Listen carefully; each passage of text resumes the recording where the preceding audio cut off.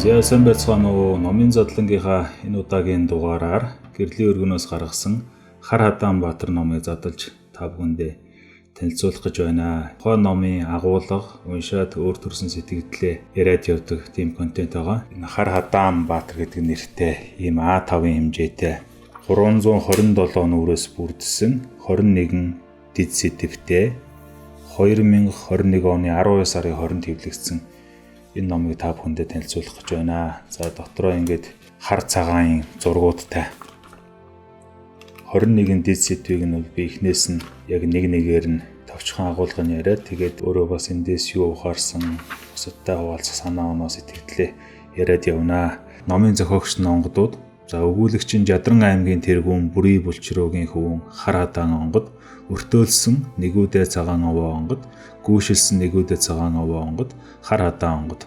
За үүлийг өдөрдсөн Адиама, улаачилсан Аянгат удам, Утаа улаач, их бэлтгэл, хавцсны зураг, зохиом зургийг мөх бэлгүүн гэсэн улсууд хийж гүйцэтгсэн байна. Номын гол агуулга маань ерөнхийдөө хамаг Монгол улсын зүүн хилийг сахин хамгаалдаг их хүчин болох Жадран аймгийн ноён Хар Хадаанбаатарын амьдрал түүхийн тухай юм. За Хар Хадаанбаатар бол та бидний сайн мэдих Жамунх сэцний аав ногоомаа.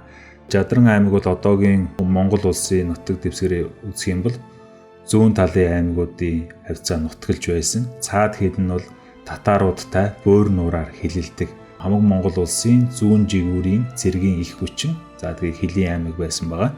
Номын ихэнд өртөөлөгч Нэгүүдээ цагаан овоо онгодын үг байна. Түүхийн элд нэртэй түүхэн киногийн тулд нэлээд олон онгодоос айлтгал авснаас өөрийн намтар түүхээ нэлээд дэлгэрэнгүй өгүүлсэн Хар Хадаан онгодын түүхийг та бүхэнд хүргэж байна. Нэг дүрийн ард эдий дайны намтар түүх амьдралын ээдрээ байдгийг үзэгч та бүхэн тэмтэрч байх тун гэсэн байна.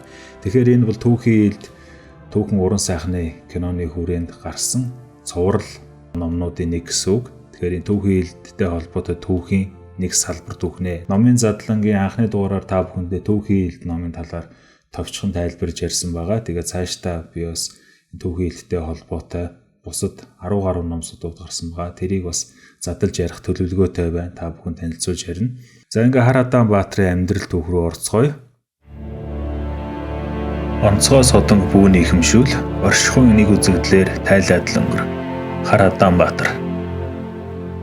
Жадран аймаг бол дотроо 10 дотохтой. За эндээс алдартан гэвэл Жадран нэрээрээ байдаг Жамунх сэцэн хөвөн өрбөн байна. За жалаар нэрээр тамгаа дарах гоо мухлаа хоёрыг та бүгдээрээ мэдэх бизээ. Тэгэхээр энэ түүхээс бол та бүхэн онцгой нэгэн бүүний ихэмшүүл, оршихуй нэг үзэгдэл гэж ойлгоорой. Онцгой байлаа гэх түүнийг нийтийн жишг битээ болох одоо битээ даган дуурай гэсэн үг. Ягаад гэвэл тэр хүний амьдрал бол нийгмийн нэг үзэгдэл болоод дуусна. Хөгжин уншиж цэнгээд аваа гэсэн байна. За ой хөвчөд өнгөрөөсөн Балчир нас гэд ихний дид сэдвтэй Хар Хадаанбаатар өөрийн бага насны түүхээ өгүүлдэг. Жадран аймгийн тэргүүн Бүрий Булчируугийн 33 хүүгийн 31-г нь буюу дээрээ 30 ахтай өөрөө 31-г нь тэгээд доороо 2 дүүтэй байх нэ. За 7 хаврын шинжээ хийлгэхээр эцэг маань Урианхайгаас дэмч багш авч ирж байсан. Тэр нэгэн зуны адаг сард амьдралыг нь оронгоор нэргүүлэх үйл явдал болсон. За 7 хаврын шинжээ гэдэг бол тухайн үед хамаг Монгол улс дотор бүх нийтээрээ хүүхдийг 7-оос хүрмэгсэн. Энэ хүүхэд цаашид ямар ажил мэргэжилтэй хүн болохыг нь шинжиж, авиас чадварыг нь нээн тодруулдаг тийм шалгалт сорил улс орондоо явдаг байсан. Тэгээд ирээдүйд Хадаан хүү ямар ажил мэргэжилтэй, ямар авиас чадвартай болохыг нь шинжих гээд шалгуулах гээд Урианхайгаас Бадар нэртэй дэмжийг өрж авчираад байсан. За яг энэ үед бол Алтан улс хамаг Монгол улсад довтолж зүүн хилийн аймаг байсан Жадранчууд хүнд цохилтод өртөж томоохон дайн байлдаан болсон. Тэр дайны үеэр Урианхай Бадар нэртэй дэрхүү дэмч бол Хар Хадааныг авч зүхтаасан. Тэгээд отог голомтоосоо зүхтаагаад хойд уулан дээр гараад эргэж харахад цаана нь хөвсөлцөх их морд цэргүүд харагдаж, наан нь бол бидний голомт бяцхан баян бүрдэмт харагдваа гэж үгүйсэн. Тэгэхээр ямар их цэргийн хүчээр довтолсон ойлгомжтой байна. За тэгээ Хадаан хүү багшийн ам зүхтаасаар ой мод парадж зүхтаасан.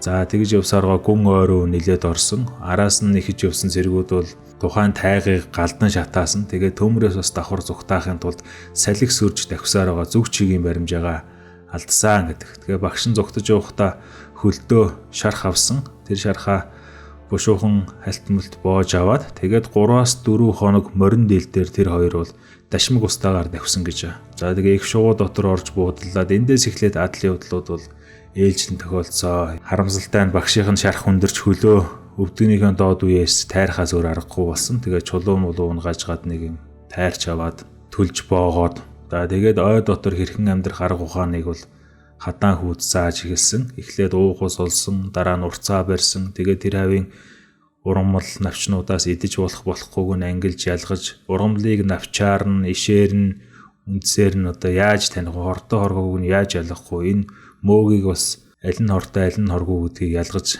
сургасан. За тэгээд жижиг хавх занг яаж тавьж амтан агнах. За мөн жижигхэн хүтэн чадал муутай ч гэсэн тийм ном урлаа түүгээрээ баг зэргийн амттыг агнах гэх мэтчлэн амьдралын арга ухааныг зааж өгсөн. Тэгээ энэ 7 настай хүү бол ой амьдрал суралцсан тухай маш сонирхолтой түүхийн хэсэгт гарна. За хадаан бас нэг өдөр явжгаад баабгаан бамбруу шиг банхрын гүлэг гэж андуураад уртсан дээрээ авчирдаг. Тэгээ багштайгаа зөрүүдэлж байжгаад уртсныхаа хажууд уйжгаад тэгээд нөгөө бамбрууш нь ээж нэрж багш нь одоо тулалдаж толгойдоо хүнд шарх аваад тэгээд улмаар нас орсон байдаг. Ингээд хадаан хүү 7 настай ойд цор ганцаараа амьдрах болсон түүх бол ингээд үргэлжилдэгэ. За энэ сонирхолтой түүхийг бол яг нэг бүрчлэн энэ номн дээр ой хөвчөд өнгөрөөсөн балчирнаас ойн банхартай танилцсан гэдэг энэ дэд сэдвүүдээс унших боломжтой. Хар Адам бол ойд 7 настайдаа очиод 14 хүртлэе буюу бараг цагаар нэг 7 жил амьдэрсэн. Багшийн заасан ёсоор бол салтаанд нь ус ургахын цагт зөвхөн шөнийн цагаар алтан гад одны эсрэг зүг буюу урд зүгийг чиглэж яваарай гэж багшийн загсан учраас өдрө болгон салтааныхаа үсийг шалгаж ийсэн. Тэгээд ямар ч байсан нэг ганц хоёр ус ургаад эхлэнгүүт нь за одоо том болж ийн гэж үзээд шөнө алтан гадс одны эсрэг зүг өөрөөр дандаа урд зүгийг барьж явсаар байгаад ойд ан хийж явсан хүмүүсээ таарч одоо амь аврагддаг. Тэрхүү амь насыг нь аварсан ан хийж явсан улсууд бол тайчууд тэгээ дунд нь Хотулаа хаан бас байсан. Тухайн үедээ бол хан болоогүй Амбхай хааны цаг үе бол байсан. Тэгэхээр ирээдүйд хан болох тэр Хотулаа гэдэг үнтэй тайчуудтай боржигнууд нийцээд ан хийгээ явж байгаад тааралцсан байдаг. Ингээд ойн зэрлэг амьдралаас хүний нийгэм рүү ирснээр номын дараагийн бүлэг эхэлж байгаа. За тэгээ Жадран аймагтаа ирж хүний ёсонд суралцж байгаа түүх гарна.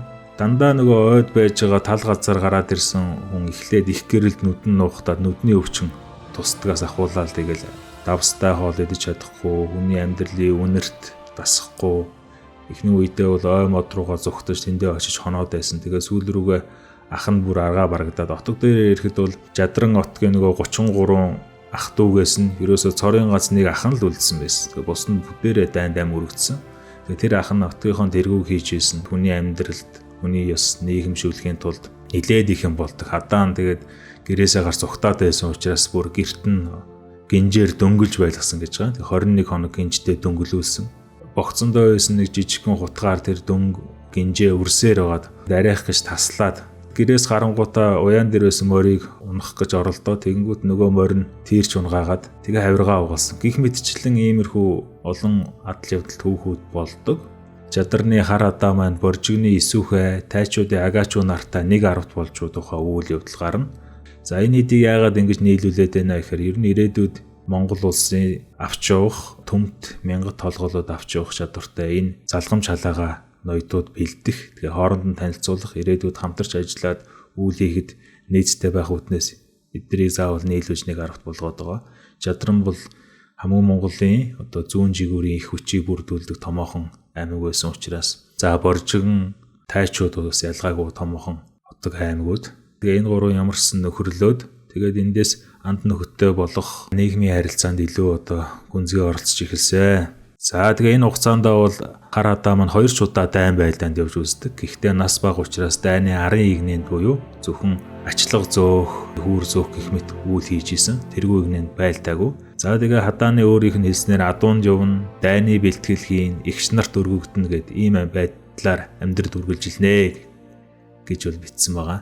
Тэр эгч нарт өргөгдөнө гэдэг нь Хадаан бол ойд их удаан хугацаанд амьдарч нөгөө ойн нэг жижиг мэрэгч амьтны махаар их хүнсэлсний улмаас тийм ер бусын чалах сайтай тамиртай болсон байдаг. Түүгээрээ бас ингээд эмэгтэй хүнд нэлээд дуртай. Тэгээд дайнд нөгөө ирээ алдсан ихнэр хадаан дээр очдог. Одоо нэг тийм үзэгдэлтэй болцсон байсан юм байлээ. Хадааны энэ ер бусын авиас гэх үү, чадвар гэх үү талаар бас замбраагүй явдал гэж харахаар нэг тийм үзэгдэл байгаа. Тэр нь бол яг нөгөө талаас бас харахад энэ дайн байлдаантай хэцүү цаг үед Жадран отог ирсээ алдаад мөххийн ирмэг дээр байсан. Тэр цаг үед Тэнгэрийн ивэлж гэж хэлж болохоор бас үйл явдал байсан юм болов уу гэж ойлгодог. Өөрөөр хэлбэл нэг хов хүний дур хүсэл хайр сэтгэлийн асуудал гэхээс илүү нэг отгийн оршин тогтнохын асуудал, цусан тусгаар тогтнолын асуудал байжээ гэж ойлгосон. За тэгээд үргэлжлээд энэ дараагийн сэдв дээр засагт хэлэлцүүлэгдөө гэдэг сэдв байгаа. За хар хадаан бол ингээд хоримой явдал нь бол нэлээ ихтэй болсон. Өөрөөр хэлбэл тэр ойд амьдэрсэн нэг жижиг мэрэгч амьтны мах эзнээс болоод маш их тийм дур хүсэл ихтэй, тэгээ чалах сайтай хүн байсан учраас эмэгтэйчүүдтэй их нэр холбогддог. Отог дотроо бас эхнэрээ хар хадаантай хардсан эрчүүдийн тоо нэмэгдээд, эхнэрээ зовоосон улсуудын тоо нэмэгдсэн учраас отгийн ноён буюу хадааны ахвал бүх эрчүүд эмэгтэйчүүдийг цуглуулад засаг хэлцээ. Одоо эрчүүд нь үг дуурахгүй зөвхөн эмэгтэйчүүд нь дуурнаа. Хадааныг буруутай нь тогтоодвол жадарнаас хөөн. Жадарнаас хөөгөөд ургууд руу явуулнаа. Тэгээд гомдол хэлцэхэд отгийн бүх эмэгтэйчүүд ямар ч гомдол гаргаагүй. Хадаан шийтгүүлд өнгөрдөг. Хэрвээ нэг л эмэгтэй хадаанд гомдолтой гэж хэлсэн бол отгоос хөөгдөж ургууд руу цөлөгдөхөөр нөхцөл байдал тэр үед байсан. Отгийн адуучин, хончин, арилжаачин, урчин дарахчин гэд бүхий л бүлгийн хүмүүсийн эмэгтэйчүүд нь үг хэлэхэд нэгэн ч гомдоогүй байсан. Тэр цагийн засгаар бол хэрвээ эмэгтэй хүн эрэгтэй хүнд гомдох юм бол өөрийг нь зөв бусаар харилцсан гэж үзэх юм бол шүүдэг шийтгдэг байсан. Тэгэхээр хар хадаанд гомдсон хүнийг ч гарч ирээгүй байна. За тэгээ энэ дээр бас нэг зүйлийг тайлбарж хэлэхгүй болохгүй бах. Ер нь нөгөө жадранд авах түшиг ёсоор нэг эр хүн багада 11 хүртэлх голомтыг хариуцж байжээ. Ихтэй 11 хүртэлх голомтыг хариуцж байжээ гэж энэ номноос харагддаг. Авах түшиг ёс гэдэг нь юу вэ гэхээр дайнд эр нөхрөө алдаад бэлэвсэрч хоцорсон эмийг тухайн эр нөхрийнх нь ах トゥ авгын ёсоор түшиж ахуй амьдралд нь дэм өргөж төлөж хоол хүнсийг нь ойртуулж өгөх үүрэгтэй. Өөрөөр хэлбэл харж асарнаа гэсэн үг. Энийг бол авах түших ёс гэдэг. Тэгэхээр жадран бол өөрөө хилийн аймаг учраас дайнд эрчүүдээ маш ихээр алдаж хүн амын бүтцийг хараад үзэх юм бол эрчүүд нь маш цөөхөн, эмэгтэйчүүд олонтой болоод байсан цаг үе. Тэгэхээр нэг эр хүн бол дээдл нь 11 хүртэлх гал голомтын амьдралыг авч явна гэдэг бол үнэхээр хэцүү шүү дээ. Одоо өнөө цагаар бодоод үзэхэд л өөрийн ганцхан гэр бүлээ яа гэж байтал тэнд бол дахиад 10 гэр бүл 10 эмэгтэй тэрний цаана хэдэн хүүхэд байх вэ? Тэрийг голомтоор нь ингээд ахууг нь залгуулад эр нөхрийнх нь оронд эр нөхөр болоод авч явна гэдэг бол маш хэцүү. Яг ийм нөхцөлд тэр хар хадаан бол тэр эмэгтэйчүүдийн дутагдж байгаа орон зайд нь дэмийг өргөж байжээ гэж энэ номноос бол ойлгогдсоо. За тэр дэв нь бол бүх талын дэмжлэг байсан. Ахуу болон одоо өөр бас бус юмнууд. Яагаад тэгэхээр тэр үед бас хадааныг шүүж байгаа тэр засгийн үеэр Жадран хотгийн их баригч буурал сахалт өгөн хэлсэн байдаг. Бүх эрчүүдээс асуулт асуудаг. За та нарын дунд 11-ээс бага голом түшиж байгаа ир энд байна уу гэхэд нэг ч хүн дуграагүй. Өөрөөр хэлбэл бид нар бол авах түших ёсоор хүссэн үсээгүй голомтоо нэмсээр ирсэн. Манай эрчүүд дунд 11-ээс бага голом түштэйгэр маш бага шүү бага. Тийм учраас өөрийн 11 хүнээ хүнд алуулчихгүй хүн шиг явбал тэр эрчүүд бидний үүрэг шүү гэхэд эмэгтэйчүүд нь бас давхар үгээ хэлсэн байгаа. Их эгч нар ирээ харамлаа зөндөө юм болдгоо. Тийм байхад бид нар амьдралаа өөрсдөө мэдье. Хадаан бид нарт тусалж байхад та нар битээ харамлаа даа гэсэн утгатай. Одоо хэрүүл маргаан бас дэгдээ. Тэгээд хадааныг шүүх засаг бол ингээд шийтгэж чадлаггүй. Хадааны зөв болоод бараг дуусж байгаа. Тэгэхээр энд яг болсон явдлыг бол ингээд та бүхэн өөрөө номноос нь уншвал бас их сонирхолтой. Тэр цагийн үйл явдлыг өнөөдрийн бидний ухаан, ёс зүйн хэмжүүрээр шүүх боломжгүй юм шиг санагдсан. Тэр засгийн дараа хадааны эхнэр бол маш их эцсэн. Чиний энэ буруу хоримой явдлаас болж би одоо нүүр хийх газаргүй болж байна. Би чамд хангалтгүй байна уу? Тэгвэл чи дахиад баг хатан аваа. Татвар юм ав. Одоо битгий миний нүрийг түл гэхэд бол хадаан хариу хэлсэн байгаа. За хүчтэй гэвэл би Жадранд хамгийн хүчтэй нэ. Надаас чадaltaй эр хүн хаана байна? Чинээтэй гэвэл би ахаас хөрөнгө чинээ аваад өрөх толгоолоод чамааг идэж уух, өмсөж зүөхөр дутаалгүй сайхан амьдруулж байна. Өөр чамд юу хэрэгтэй вэ? Чамтай хил ам хийгээд байгаа хүн байвал чамаа гомдоогоод байгаа хүн байвал би очиод алаад өгнө өгнө гэж ярьсан. Өөрөөр хэлбэл өөртөө тийм бардам байсан. Тэгээ эхнэр нь бол чи энийг ойлгохгүй мангар юм гээд тэгээд уйлсан. Тэгээ хадаан эхнэр нь уйлангууд бэр ихчнэр дээр очиод эхнэр ингэж байна гэд хэлэхэд бэр ихчнэр нь бол одоо тэнд чинь нөгөө 33 эхнэрээс 18 бэр ихч нь үлдсэн байгаа байхгүй. Өөрөөр хэлбэл тэр одоо бүлд бол хадаан тэгээ хадааны ах 2 эр хүн байгаа. Тэгээ цаана 18 бэр буюу ихч нар нь байгаа гэсэн үг. Тэгээ хадааны ахын их эхнэрийг нь дуудаад бас бус бэрүүдэд дуудаж авчираад хадаанд бол сургаал айлцсан байдаг. Одоо чи бол ингээ энэ голомтоо ахтайгаа нийлээд авч явж байгаа. Нэг биеийг 19 хуваах юм бол одоо энэ эхнэрүүд хөлийн чигчээ уруу тэрнэ л гэсэн үг. Эхнэрээ ингээ 3 хоногийн дараа эргэж илээ. Бид нар учрыг нь сайхан ойлгуулж хэлнэ гэж хэлээд хадаанд сургаад за тэгээд бараг тэрэг дүүрэн бэлэг өгөөд манад ирж хоноороо гэж бүгдээрээ хэлчихэд явсан байгаа. Тэгээ эхнэрээ ямар ч байсан бид нартай уулзвал тэгээ бид нараа уулзаа зэгслээд өгнө. Тэгээд чи одоо өөр энэ тэрүүгээр ингээд бүсгүн хүнтэй харилцаа тогтоохчвол биднээс эхлээд асуу. Одоо тэр нэг яваад байгаа нэг тэр отгийн тэр хүүхэнтэйгээ бол битээ суугаарай. Наадах чинь ингээд чамайг харамлаад биднэрт өгөхгүй шүү. Харин тэр отгийн өөр нэг тийм эмхтэй байгаа. 2 хүүхэдтэй хөөрхий тэрийг одоо отогтоо аваад харж асарья гэх мэтээр одоо ярилцсан. Тэгээд ерөнхийдөө нэг баг зэргээр ингээд өрх голон дотроо хүлээн зөвшөөрөгдөөд энэ нь одоо баг байх ёстой зүйл болсон байгаа. Ах нь бол энэ байдлыг бас ойлгоод за одоо чамайг чадранд буруутах хүн алгаа. Гэхдээ отгоос гадуур эмхтэй хүний хормойг битээс өхөө. Тэгвэл чи бид хоёр хоёулаа толгойг болно шүү. Чадранд бол одоо яг хуу чамайг ингээд дийлэх одоо засаг алгаа гэд. Тэгээ өнгөрсөн байгаа. За ингээд дараагийн сэдв цэргийн сургалт. Хадааны ах хотуулаад хамтаа зөвшөлдсөж за хэд хэдэн язгууртны хөвгүүдийг эрдэм чадал ахсуулж ер нь байнга сургасан дээр гэдэг явдалтай болсон. Тэгээд ер нь ирээдүйд мянгат төмд удирдах зэгслэх чадвартай болох төрд бэлтгэх зорилгоор энэ язгууртны хөвгүүдийг чадмаг сайн багш нараар сар хэртэй хэсүүчлэн сургадаг болжээ. За энэхүү аравтад Исүхэ, Агачуу, Хар хадаан гурав тогтмол алгасалгүй байдаг байсан бол бусад отгийн хүүхдүүд сэлгсэн байдалтай. Тэгээ ирээдүйд энэ хүүхдүүд хамтарч үйл хийхэд бусад отгийн үе тэнгийн язгууртнуудаа танилцах нь алба үйл хийхэд дэмтэй гэж үзсэн байгаамаа. Хадаан энэ үйлийг хийж явахдаа цэргийн сурлага дүүргээс гадна өрх толгойлсон юм хүний амьдралд юу хэрэгтэй байдаг, ямар зовлон байдаг, юугаар дутаж байдгийг маш их сонсож энэ нь цэргийн сурлагаас нь ч илүү амьдралд нь маш том сурлага болсон гэж өөрөө өгүүлсэн байдаг. Өөрөөр хэлбэл дайн болсны дараа хамгийн их өнчирч хоцордог улсууд бол эмэгтэйчүүд. Дайны дараа тэгвэл тэсэж үлдэхэд юу хэрэгтэй? Дайны дараа буцаад сайн сайхан амьдрал цэнгэлд ойртоход юу хэрэгтэй вэ гэж бодож тэнд сайн жанжин байхыг хичээсэн гэж байгаа. Хэрвээ дайныг үзэн ядаад доройтвол амьдрал гэдэг зүйл цаашаа үргэлжлэхгүй. Хүн өөрийн нийгмээ үзэн ядсан бол амьдрахын замгүй болдгоо. Дан өслөл тэгээд амьдралаас үтгсэн хүн байдаг. Өслөл авах гэж биеэ тамирдуулсан, сэтгэлээ сэвтээсэн хүмүүс байдаг. Багшийн маань хамгийн сүүлийн захиас бол өгснийг мартаж, маргаашийг өгсний сургаалаар өндийлэг гэдэг үг байсан юм. Тийм учраас би дайны дараах зэгсэлгээнд л сайн жанжин байхыг хичээсэн. Дайны дараа хамгийн их өнчирдэг тэрхүү эмэгтэйчүүд өрг толгойсон ээжүүд тэгээд тэрхүү эмэгтэйчүүдэд тусыг өргөөд за тэгээд энэ тухай үзэл бодлоо дэмч нартай хуваалцахад тэд намайг буруутгах чаддгүй байсан. Тийм учраас итүүгэн надад заасан энэ сурлага хүмүүнд ч гологдомгүй гэж итгэн цааш хүн гүнзгий бодохыг хүсээгүй. За тэгэхээр энд бол нэгэнт хувь хүний онцлог нь ийм зан ааш нь ийм зүйл рүү хөдөлж байгаа нөхцөлд яаж үүнийг нийгэмд ашиг тустай байлгах вэ гэдэг рүү хадаан өөрөө чиглүүлж чадсан байна гэж харж байгаа. Нэгэнтэл энэ хүнд бүх эмэгтэйчүүд дуртай, өөрөө ч бас тэднэрт дуртай байгаа нөхцөлд бие биедээ яаж туслах вэ гэдэг гарц гаргалгааг хамтраад олдсон. Энд ямар ч хохирол байхгүй, харин ч ашигтай, дэмтэй, тустай цаашид оршин тогтоход нэмэртэй үйл болсон юм болов. Зүгээр нэг утга учиргүй хүүхэн янзлаад яваад байх биш, нийгэмдээ тус болж яваад байсан шүү гэдгийг энд онцолж байгаамаа. За энэ асуудал бол цаашид энэ хүний намтраас ерөөсөө салахгүй, харьлахгүй үргэлжил зүгдэж явж байгаа.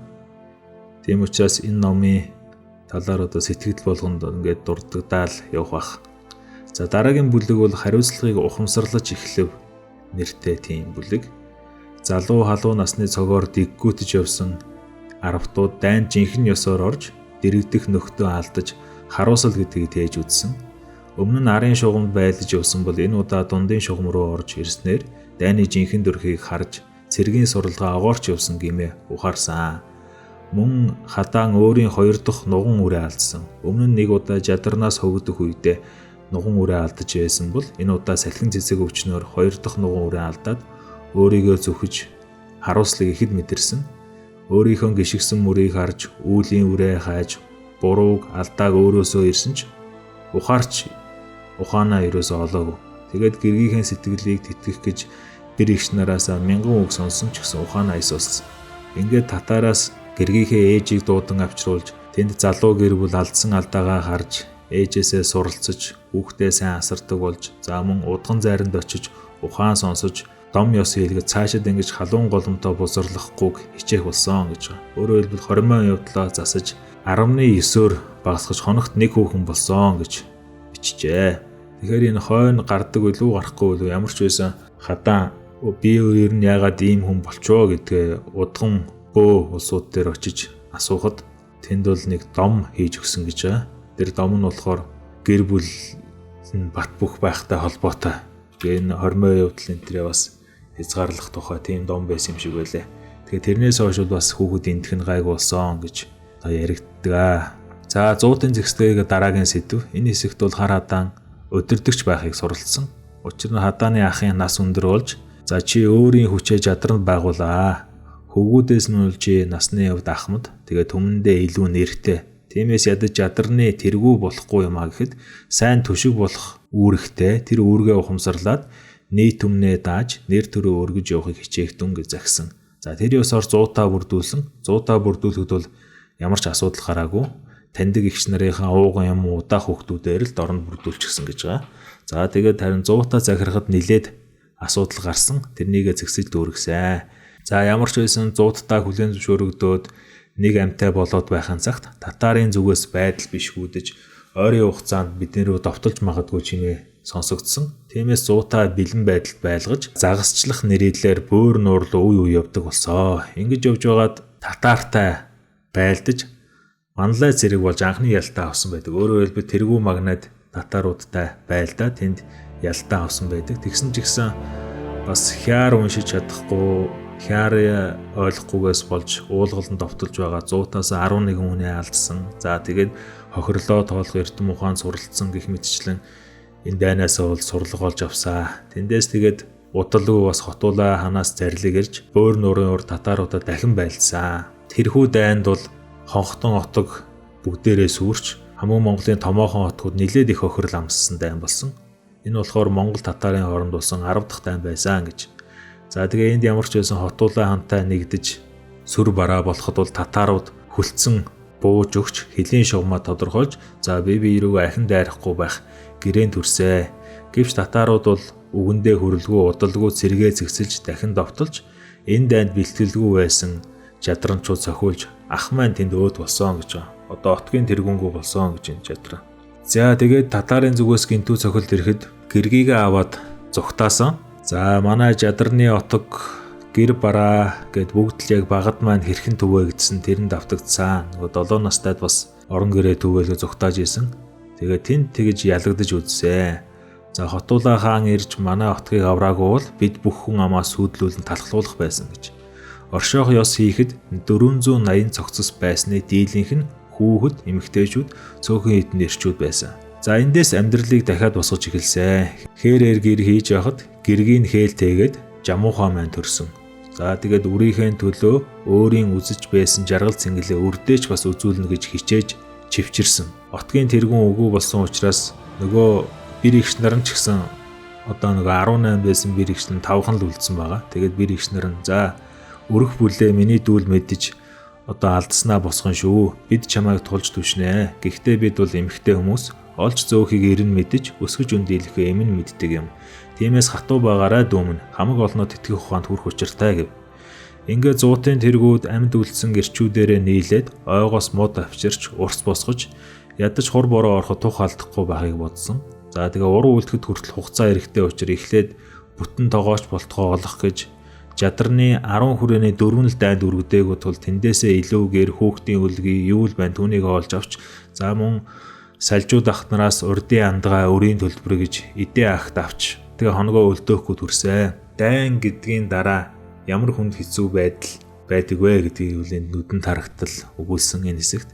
За ийм амьдралаас ахин дахин боссон цааш амьдарч за гутарсан нэг нь бол амьдрах замгүй болдог тухай сургаалыг бас өмнө хараадан сурч авсныг та бүхэн санаж байгаах. Тэгэхээр ийм хүнд хэцүү цаг үеийг өнөөдрийн хэмжүүр ёс суртахууны шүүлтүүрээр шүүх ямар ч боломжгүй байгаамаа. За ингээд энэ хүрээд ном маань ер нь талдаа орчиж байгаа. Тэгээд үлдсэн талыг нь бол дараагийн хэсэгт одоо дэлгэрүүлээд ярина.